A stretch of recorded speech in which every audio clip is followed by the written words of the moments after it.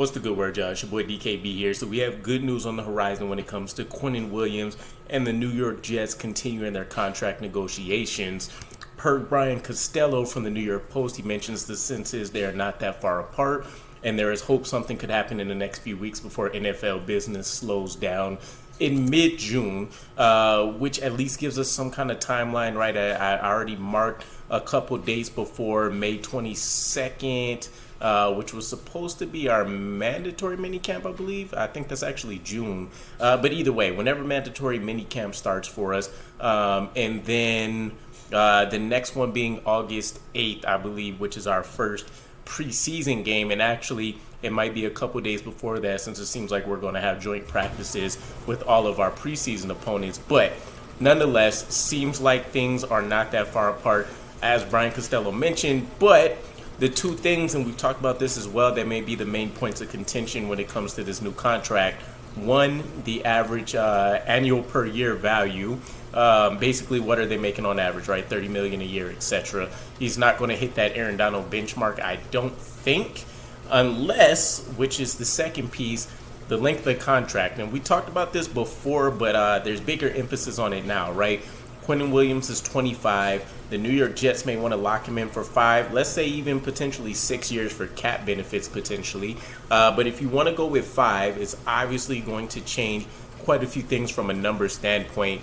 From Quinnen Williams' camp perspective with his agent Nicole Lynn, it makes more sense to try to keep it at the 4-year deal that we've seen Dexter Lawrence, Jeffrey Simmons, and some of those other guys get, because he's going to be able to go out there, and before he hits that 30 mark where a lot of people start saying things are going to start trending downhill, he can still go out there and potentially get himself, maybe not a mega deal, but he can get himself another monster contract, especially if he ends up being closer to the Aaron Donald level performance of the world, and not necessarily on the decline in what he's asked to do, or what kind of statistics he's putting up. So I can see it both ways. I do think a 5-year contract, a 5-year contract would be beneficial to both sides. And put him exactly at 30, I don't think that necessarily does anything too crazy in terms of the negotiation part. But we'll see. 4 or 5 years doesn't matter. I really just want to get the contract done. But for argument's sake,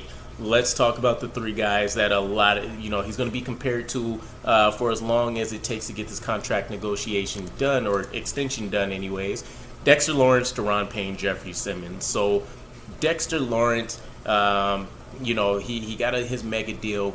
Basically, keep in mind, a lot of these deals are structured to be able to, they become team friendly after 2 or 3 years, right? That's where these players are going to make the majority of their money, and then things start getting a little bit wonky with restructure, whatever needs to get done to continue to keep that contract friendly if they choose not to extend them after that. So Dexter Lawrence, he has an out in 2026, $8.8 million cap hit, which is down from crazy numbers like $40 million, $28 million, $22 million that you're going to see with a lot of these guys.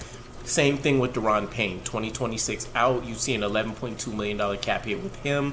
Jeffrey Simmons, 2026 out, $9.6 million cap hit. So these aren't numbers to scoff at by any means.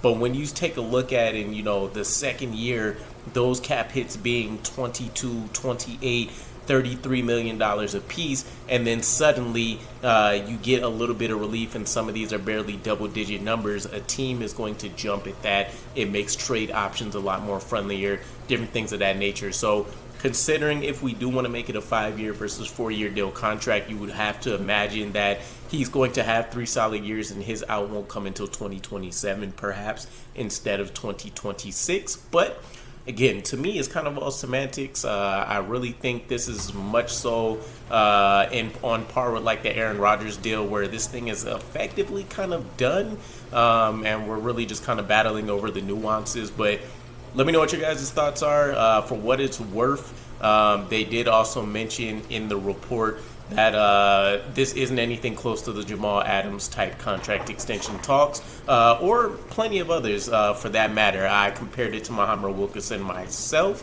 where there were some passive aggressive things done, but nothing necessarily volatile to the franchise or to the players. So Let me know what your guys' thoughts are. In a couple weeks, we could be hearing about the mega deal for Quinnen Williams being done, and I'll catch you guys again.